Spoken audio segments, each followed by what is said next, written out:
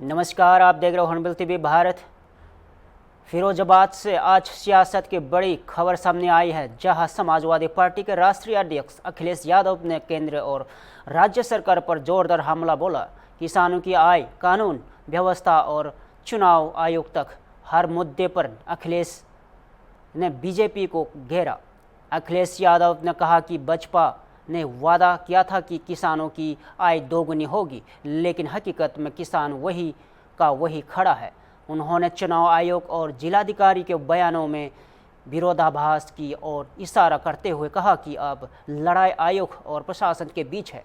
बिहार जाने के संकेत भी दिए और कहा कि अगर बिहार की जनता बुलाएगी तो वे जरूर जाएंगे। साथ ही दिल्ली की महिला मुख्यमंत्री के साथ बदसलूकी की घटना को दुखद बताया। कानून व्यवस्था से लेकर व्यापार संकट तक अखिलेश यादव ने हर मुद्दे पर सरकार को घेरा। अब देखना होगा कि बसपा की ओर से इस बयानबाजी पर क्या प्रतिक्रिया आती है।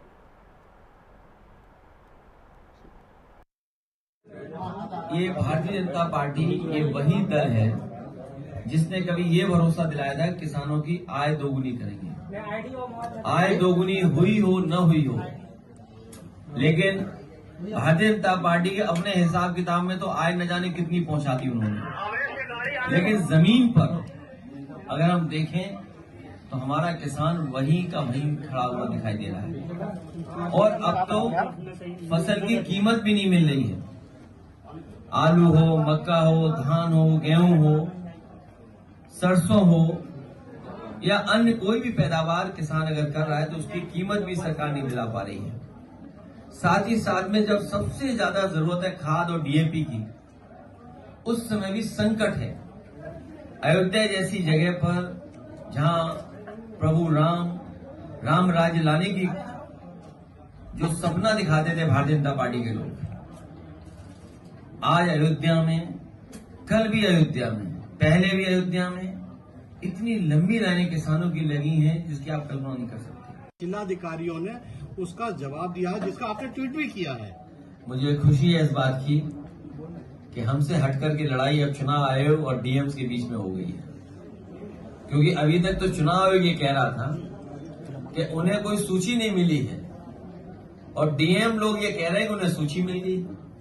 तो ये झगड़ा अब हमारा नहीं है, ये झगड़ा है इलेक्शन कमीशन और जिलाधिकारियों को तय करना है कि जो 18,000 वोट की हम लोगों ने सूची दी थी उसमें कितने सही कितने गलत हैं। अभी तो डीएम रिपोर्ट लगाएंगे और इलेक्शन कमीशन तय करेगा। सर, आप बिहार में कब कैंप? बहुत जल्दी बिहार के लोग बुलाएंगे तो बिहार जाएंगे। वोट जारी हुआ है, मुख्यमंत्री कब तक चलेगा और क्या इसका आगे जाके आप लोगों को लाभ मिलेगा? वोट चोर गद्दी छोड़, उससे ऊपर नारा समाजवादी ने दिया कि डकैती छोड़ दें ये लोग, भारतीय जनता पार्टी डकैती छोड़ दें। आप सब जागरूक पत्रकार हैं, रामपुर का चुनाव आपने देखा होगा, एक भी व्यक्ति को बाहर वोट डालने नहीं निकलने दिया। आप सोचिए कुंदरकी का बाई इलेक्शन, जहां पढ़ने वाला वोट लगभग 80% वोट बीजेपी को मिला। उदाहरण के लिए अगर 10 लोग घर से निकले वोट डालने के लिए तो 8 बीजेपी को डाला है। 100 निकले अगर तो 80 वोट बीजेपी को डाला है। पढ़ने वाला वोट 77% डाल लिया बीजेपी ने। तो ये जो इनका तिगड़ी है, त्रिकोण, जिसमें चुनाव आयोग, बीजेपी और जिला प्रशासन, ये जो तिगड़ी है यही काम बिगाड़ रही है। दिल्ली की सरकार तो बड़ी बड़ी बातें करती है, लेकिन अमेरिका ने जो सबक सिखाया है, हमें उम्मीद है कि भारतीय जनता पार्टी अब जमीन पर काम करेगी, जो जमीनी बातें समाजवादियों के सिद्धांतों को अपनाएगी। और लखनऊ वालों का तो आप कल्पना ही नहीं कर सकते।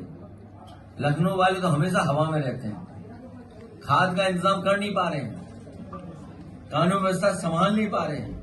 मुरादाबाद का हजारों करोड़ का कारोबार बर्बाद होने जा रहा है। मुझे तो ये भी जानकारी दी है लोगों ने कि मुरादाबाद, अलीगढ़ से कारोबार फिरोजाबाद का भी जुड़ा है। अगर मुरादाबाद का कारोबार खत्म होता है, अलीगढ़ का कारोबार खत्म होता है, तो सीधा सीधा संकट फिरोजाबाद पर भी आएगा।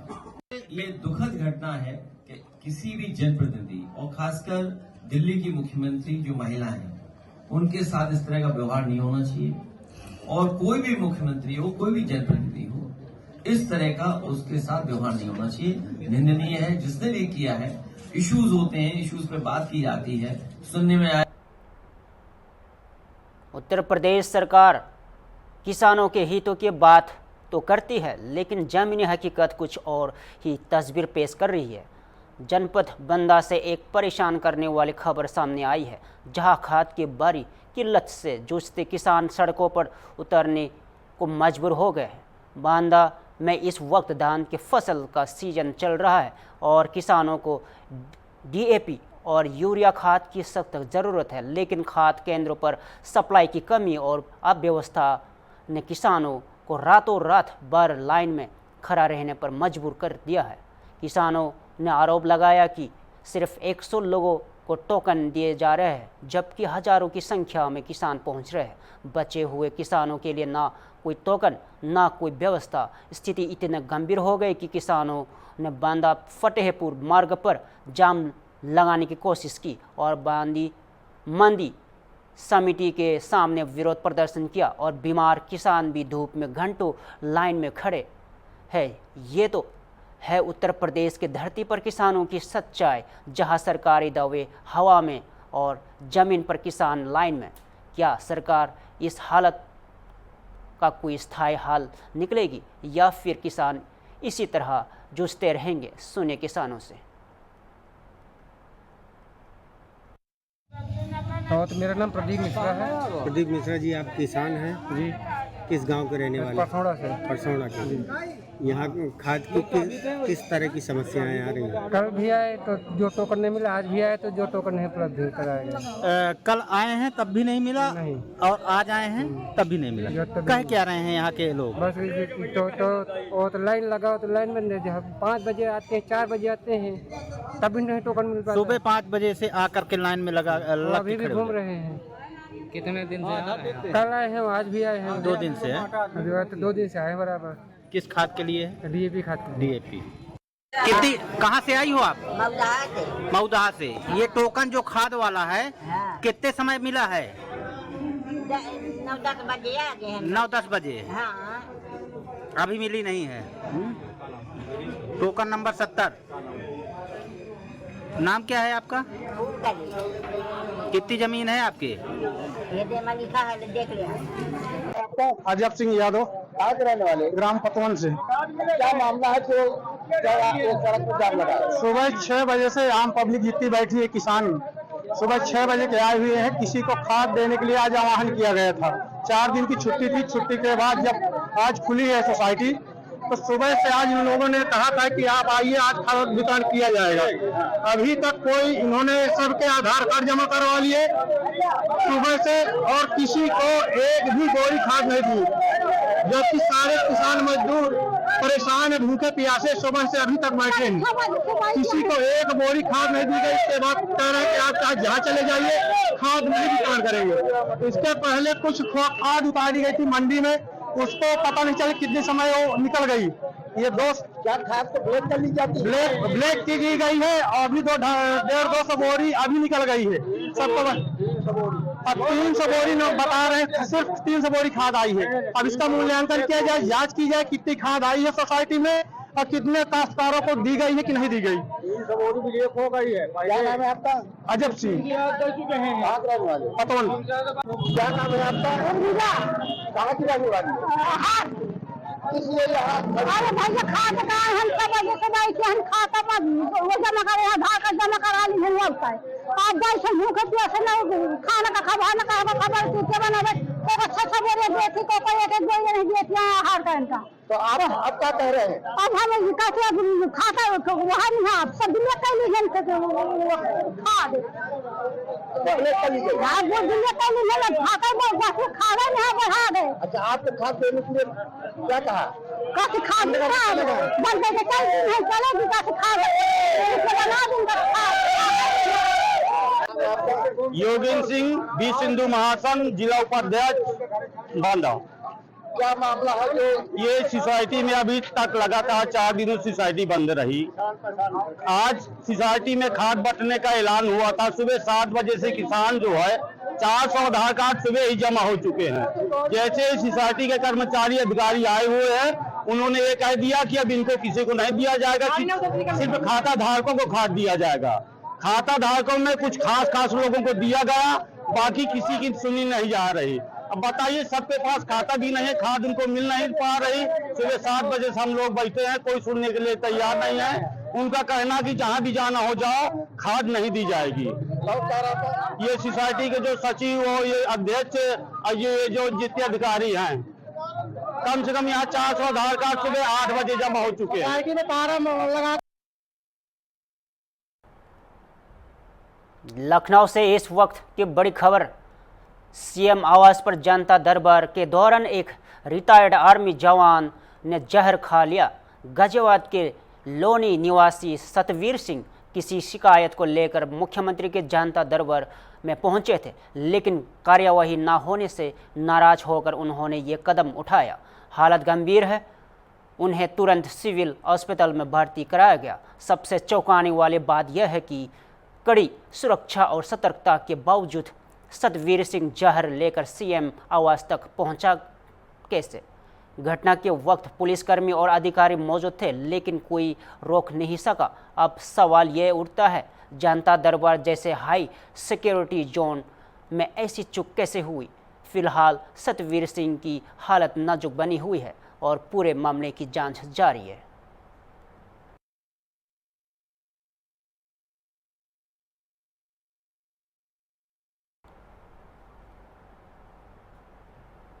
दिल्ली में एक बार फिर यमुना नदी का जलस्तर खतरे के निशान के करीब पहुंच गया है। लोहा पुल में मिली तस्वीरों में पानी का स्तर लगभग 205 मीटर के पास देखा गया। लगातार हो रही भारी बारिश और हाथीनी कुंड बैराज से छोड़े गए 1.78 लाख क्यूसेक पानी ने प्रशासन की चिंता बढ़ा दी है। यमुना नदी के बढ़ते जलस्तर को देखते हुए हथिनी कुंड बैराज सभी 18 गेट खोल दिए गए, जिससे नदी का बहाव तेज हो गया है।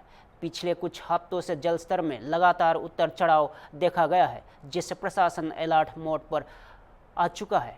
बुधवार को दिल्ली की मुख्यमंत्री रेखा गुप्ता ने यमुना बाजार के रिहायशी इलाकों का दौरा किया, जहां नदी का पानी घरा तक पहुंच गया था। मुख्यमंत्री ने आश्वासन दिया कि बाढ़ जैसी स्थिति फिलहाल नहीं है और 1-2 दिनों में जल स्तर में गिरावट आने की संभावना है। सुनिए।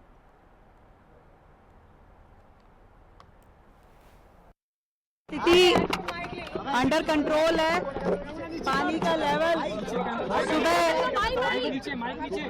सुबह जो है, यार माइक नीचे कर लो थोड़े, माइक नीचे कर लो थोड़े, ठीक है। पानी का लेवल सुबह थोड़ा 206 को टच होने वाला था, तब ये पानी यहाँ तक आया है, परंतु इससे आगे नहीं आया। ये हमारे लिए सही साइन है और मैंने पूरा कंट्रोल रूम में भी चेक किया है। पूरी तादाद में जिसमें पानी आ रहा है उसी प्रकार से आगे निकल रहा है, तो पानी होल्ड होने जैसा बहुत चाहिए, क्योंकि ये सबसे लो लाइन एरिया है। ये यमुना फ्लड प्लेन का एरिया है जहाँ पे ये मकान बसे हुए हैं।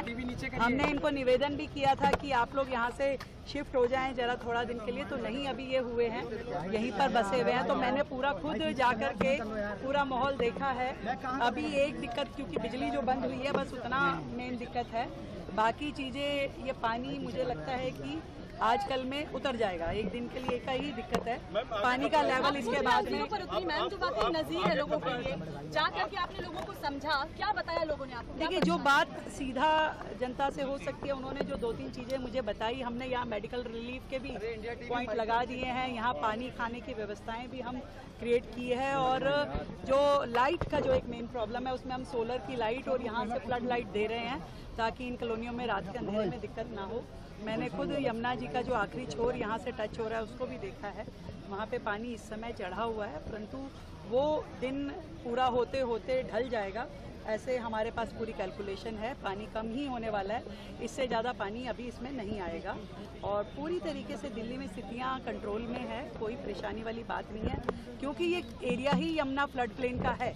तो इसलिए सबसे पहले पानी यदि यमुना जी में चढ़ता है तो वो यहीं चढ़ता है, ये घाट है और वहीं पे चढ़ता है। लोगों को भी ये चीज़ का मालूम है कि जहाँ वो रह रहे हैं वो यमुना फ्लड प्लेन है। तो खैर हमारी लोगों से बस इतनी इल्तिजा है कि वो चाहें तो शिफ्ट हो जाएं। सरकार ने पूरी व्यवस्थाएं की हुई है, स्कूलों में ठहरने का अरेंजमेंट, खाने पीने की सारी व्यवस्थाएं हमने की हुई है और वो चाहें तो यहाँ रखें। हम यहाँ पर भी सारी चीज़ों की सुविधा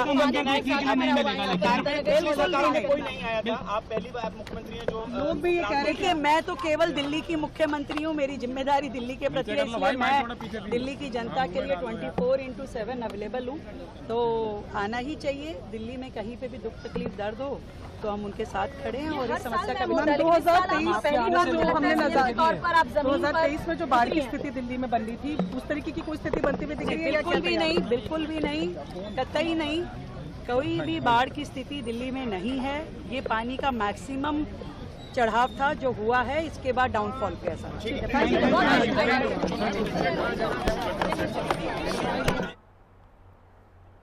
हरियाणा के भिवानी जिले में हत्या की शिकार 19 वर्षीय शिक्षिका मनीषा का आज अंतिम संस्कार कर दिया गया। लोहारू की रहने वाली मनीषा के परिवार और स्थानीय लोगों के दबाव के बाद सरकार ने मामले की जांच सीबीआई को सौंपने का फैसला लिया है। परिजनों ने एम्स में पोस्टमार्टम और निष्पक्ष जांच की मांग भी की है। गुरुवार को भिवानी में गम और गुस्से के माहौल के बीच मनीषा का अंतिम संस्कार किया गया। लोहारू के एसडीएम मनोज कुमार दलाल ने बताया कि परिजन अब भी सीबीआई जांच और एम्स पोस्टमार्टम की मांग पर अड़े हुए हैं। 13 अगस्त को मनीषा का शव सिंघानी गांव के पास जहर नहर के किनारे खेत में मिला था। वहां 11 अगस्त को एक नर्सिंग कॉलेज गई थी लेकिन वापस नहीं लौटी। परिजनों ने गुमशुदा की रिपोर्ट दर्ज कराई लेकिन पुलिस ने शुरुआत में इससे गंभीरता से नहीं लिया।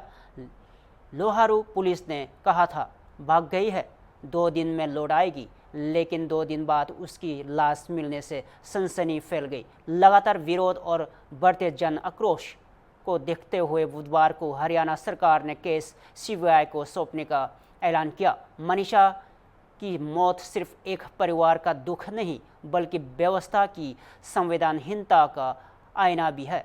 अब जब मामला सीबीआई को सौंपा गया है तो उम्मीद की जा रही है कि दोषियों को जल्द सजा मिलेगी और पीड़ित परिवार को न्याय। सुनिए। कहना है कि जो हमारी मांगी गई है ना उसमें एक त्रुटि आई है जो एम्स के है ना, मेरी नहीं है, ये जो जनता तो खड़ी है ना इन्होंने किया हम मांग इस चीज़ की। तो ये इसलिए ना कर रहे हैं कि विजय एम्स से मेडिकल करवाएं उसका और उसके बाद सीबीआई जांच करवाएं। वो कह रहे हैं कि डॉक्टर साहब कह रहे हैं कि भी बॉडी में कुछ बचा नहीं है, ख़त्म हो गई है, इस करके एम्स में चाहे करवाओ या नहीं करवाओ कोई फ़ायदा ना है। तो अभी फिर आपकी क्या मांग है, आप क्या चाहते हैं? मेरी तो यही मांग है जी, मेरी लड़की को न्याय मिल जाए और ये जो जनता चाहे ये खुशी खुशी उसका समर्थन दे मेरे को, ठीक है। पुलिस और प्रशासन चाह रहा है कि दाह संस्कार कर दिया जाए, दाह संस्कार को लेकर ये तो सर देखो, ये जो पब्लिक इतनी जो जुड़ी हुई है इनकी सलाह मशवरा से ये जो होगा ठीक है, पब्लिक करेगी। हम मेरे पापा जी शव की बात हो रही है कि 10 दिन से ज़्यादा हो चुके हैं, आप चाहेंगे कि एम्स में ले जाकर एक बार दोबारा देखो सर, मैं तो क्या बताऊं जी, मेरे को तो इतना पता नहीं है, ठीक है, मेरे को तो इसके बारे में कोई ज़्यादा जानकारी है नहीं, मगर मैं तो सिर्फ इतना जानता हूं कि मेरे साथ जो अन्याय हुआ है उसका न्याय मिलना चाहिए। आपकी जो मनीषा से आखिरी बातचीत क्या हुई थी? वो कॉलेज के लिए बोला गया था, इस कॉलेज में जाएगी। क्या कभी कुछ ऐसा हुआ उसने बताया हो कि कोई परेशान करता है? नहीं, ऐसी कोई बात नहीं। सुसाइड वाले एंगल पर आपको क्या कहना है? मेरा कोई वो सब फ्रॉड है। सुसाइड आपको लगता है कि ऐसा हुआ? नहीं, बताया जा रहा है कि जो शव है उसको जानवरों ने नोचा है। ऐसा कुछ नहीं है, कोई जानवर के शव को नोच सकता है? आज तक सुना आपने कोई जानवर किसी शव को नोचा? आज तक सुना है कहीं? सब झूठ है। सुसाइड नोट जो मिला है सर उससे क्या कहेंगे? मैं कह रहा हूँ ना, सब झूठ है जी, फेक है सब। और इवन ये सब बात तक कही कि सुसाइड नोट पे जो राइटिंग है वो मनीषा की राइटिंग से मैच हुई है। वो तो जी देखो कुछ भी करवा सकते हैं, मेरे हिसाब से तो है नहीं मैच, मैंने देखा था उस हिसाब से। सुसाइड नोट आपने पढ़ा क्या, उसमें बताया क्या लिखा हुआ है? मैंने वो पहली बात तो वो अंग्रेजी में सुसाइड नोट लिख नहीं सकता, कोई भी बच्चा हिंदी में लिखेगा, अंग्रेजी में लिखेगा। क्या पुलिस ने बताया क्या लिखा था उसमें? मेरे को नहीं पता जी, उसने सुसाइड नोट लिखा है कुछ, पर मैं उसको मानता ही नहीं तो क्या क्यों पूछूंगा। पुलिस की तरफ से बताया क्या होगी क्या?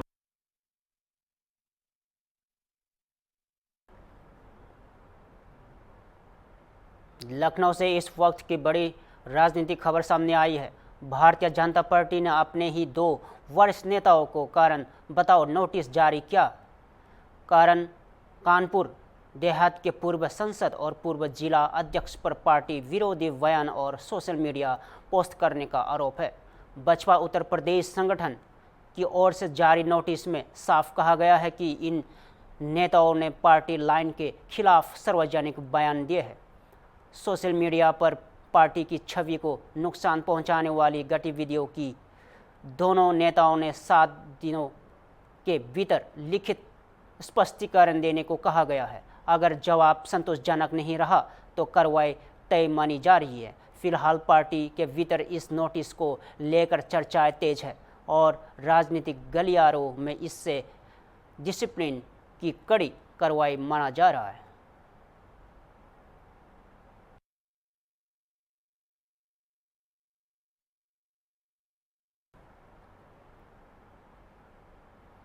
उपराष्ट्रपति के पद के लिए इंडिया ब्लॉक की उम्मीदवार सुप्रीम कोर्ट के पूर्व न्यायाधीश बी सुदर्शन रेड्डी ने आज बड़ा बयान दिया है। उन्होंने कांग्रेस नेता राहुल गांधी की न सिर्फ खुलकर तारीफ की बल्कि बिहार और तेलंगाना जैसे मुद्दों पर भी केंद्र और राज्य सरकारों को कटघरे में खड़ा किया। इंडिया ब्लॉक की तरफ से उपराष्ट्रपति पद के उम्मीदवार बनाए गए बी सुदर्शन रेड्डी ने मंगलवार को राहुल गांधी की सक्रियता की सराहना करते हुए कहा, राहुल गांधी सड़कों पर सन्नाटा नहीं रहने देते। उन्होंने सरकारों को कई बार जनहित में कार्रवाई करने के लिए मजबूर किया। उन्होंने तेलंगाना सरकार द्वारा कराई गई व्यवस्थित जाति जनगणना का भी जिक्र किया, जिससे राहुल गांधी के प्रयासों का नतीजा बताया। बिहार में मतदाता सूची के विशेष गहन परीक्षण SIR पर बोलते हुए रेड्डी ने चिंता जताई और कहा कि मतदान का अधिकार आम आदमी के हाथ में एकमात्र हथियार है। अगर इससे छीना गया तो लोकतंत्र में क्या बचेगा। रेड्डी ने इससे संबंधित संविधान के लिए गंभीर खतरा बताया। सुनिए। I don't say I am nervous, maybe a little bit excited and a little bit thrilled, and my happiness knows no limits. I took that objection when my friend Nasir said, address the gathering. I keep on listening to all of you, each one of you from your respective seats when you address the nation on various issues. I follow most of you, perhaps each one of you, to know for myself as to what is happening in the country.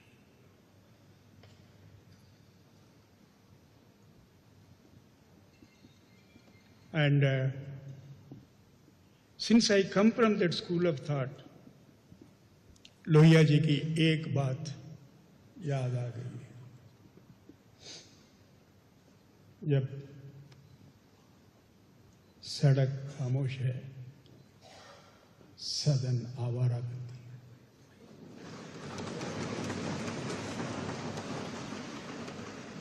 That gap,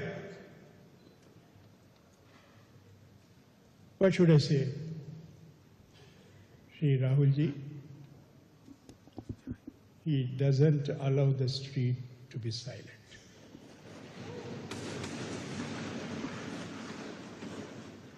but it has become his second nature and a habit. And it is part of his journey now